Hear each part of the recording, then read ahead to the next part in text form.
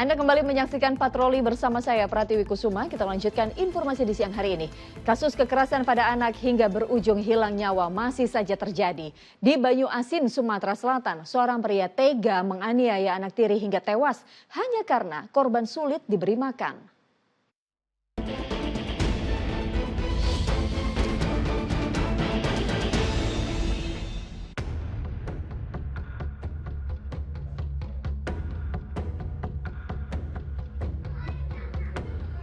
Nasib malang menimpa bocah balita perempuan berumur 2,5 tahun, warga desa Gasing Laut, Kabupaten Banyuasin, Sumatera Selatan.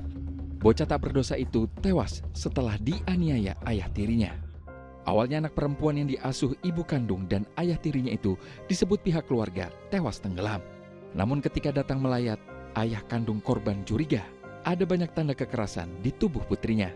Setelah didesak, ibu korban akhirnya berterus terang soal penganiayaan. Sang ibu mengaku menutupi kejadian karena takut ikut dianiaya. Akhirnya orang tua korban membuat laporan ke polisi. Nah, setelah kita mendapat informasi dari bapak kandung, kami bersama tim dari Polres Unit Kidul serta anggota Polsek Talangkapal langsung mencari keberadaan pelaku inisial D di daerah Tanjung Lago. Dan kami mendapat keberadaan di sana, kami langsung mengamankan pelaku untuk melakukan pemeriksaan lebih lanjut. Polisi menangkap ayah tiri korban di rumah kerabatnya saat bersembunyi dari kejaran polisi. Pria berusia 21 tahun itu lalu ditetapkan sebagai tersangka.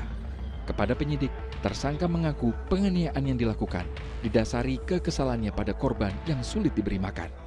Motif pelaku sendiri kesal terhadap korban AS, anak tiri yang tidak mau makan atau menurut. Untuk ancaman pidana sendiri adalah pelaku dikenakan Undang-Undang Perlindungan Anak Pasal 80 Ayat 3 Undang-Undang 35 Tahun 2014 dan atau 351 Ayat 3 KUHP Junto Pasal 76C dengan ancaman hukuman 15 tahun penjara.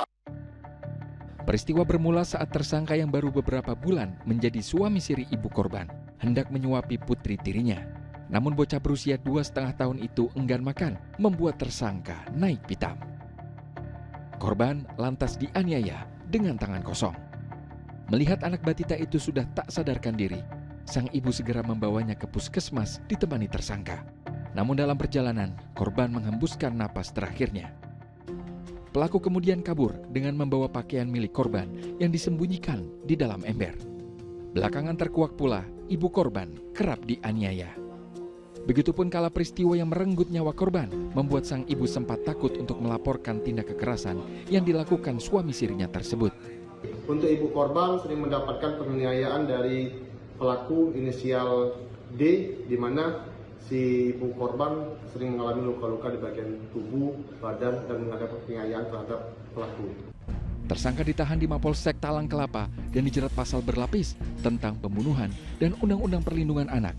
Tim Liputan melaporkan.